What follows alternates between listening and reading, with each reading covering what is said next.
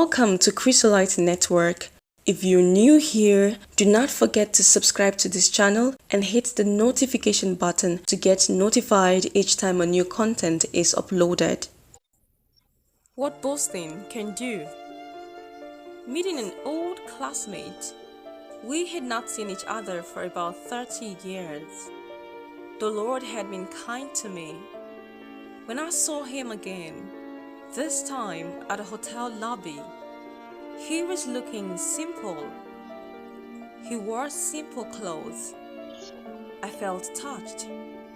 He walked up to me and was glad to see me again. But deep within me, I was not impressed with his status compared to mine. And poor me, I couldn't hide it. We exchanged contact details, and I could see the joy in him as he collected mine. I told him I will drop him home in my brand new Range Rover, and I pointed it to him. He declined and said he had already called for his car. It looked old, a 2001 Honda Accord. I invited him the next day for lunch at my house. A part of me wanted to impress him, to show off my success and affluence to him, while another was to discuss opportunities and possibly help him. He drove to Parkview, where I lived. He looked impressed with my home. I had taken a heavy mortgage. In fact, I was heavily in debt. We had lunch. He told me he was into small business and particularly real estate. I brought up more business discussions, but he didn't sound too interested. I asked him how I could help him. He said he was fine. I even told him if he was interested, I could help him secure some loans. He looked at me and smiled. He told me he would invite me over soon to his place. His old car came for him. I was grateful to God for what I had. Fingers are not all equal, I thought to myself. I was lucky. I worked in a good place.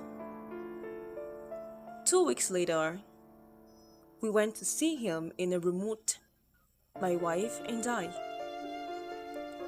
She was reluctant to go because she was not impressed with the man's status as to warrant our visiting him in his house. I was able to convince her that we were close friends in college. She agreed to go with me. We asked for directions to his home. Those leading us spoke his name with deference. It was a simple but lovely home, a 4-bedroom bungalow. I saw 4 cars parked in front. We entered his home. It was simply elegant with a touch of class inside. He welcomed us warmly.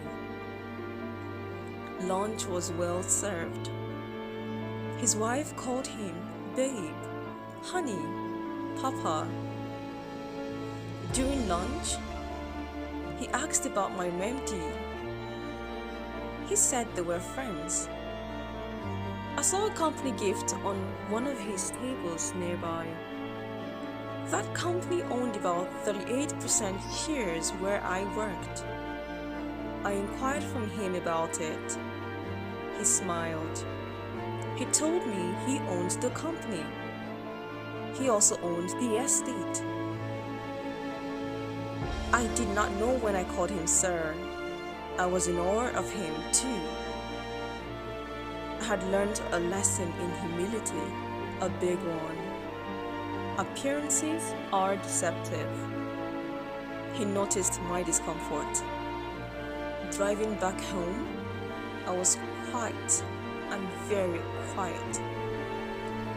My wife was humbled and extremely calm. I could perceive the thoughts in her mind. I looked at myself, living on loans, heavy loans, and showing off while someone who pays my salary is quite modest and living a simple life.